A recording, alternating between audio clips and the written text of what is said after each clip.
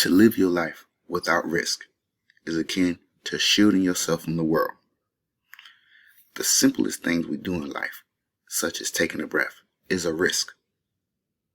From the first slap and cry, we all begin to die. So make sure your life has more than one chapter.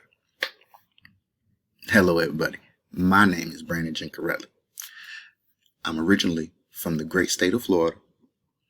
I am the fifth of 5 children. Growing up, I split time between my parents' house and my grandmother's home.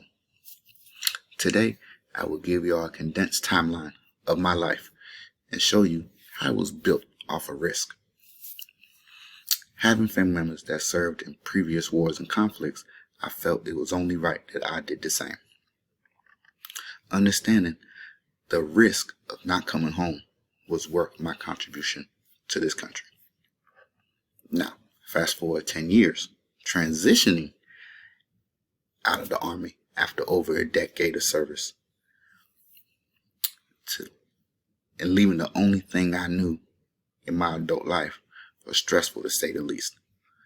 But it was a risk I was willing to take. Upon leaving the service, I wanted to get employed in a job that really I didn't do in the Army. Moving on, beginning my higher education over 15 years after I graduated high school was a challenge. Not really knowing what I forgotten from high school or even if I can keep up with the pace of college was a challenge. Being that now I had to worry about work, school, and raising kids. After beginning school, I realized I got in a little groove. I can do this. I really enjoyed the teachers and the classes I've taken so far, and I surprised myself at how I'm excelling. In closing, in life, we must take risks to survive. Whether they're big risks or small risks, they're necessary to our growth and success.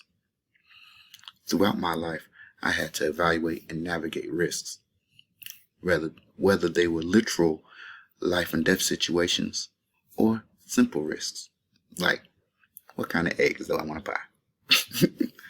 But with wise decisions, I've continued to be successful. In the words of John F. Kennedy, there are risks and costs to actions, but they are far less than the long-range risks of comfortable inactions. Thank you.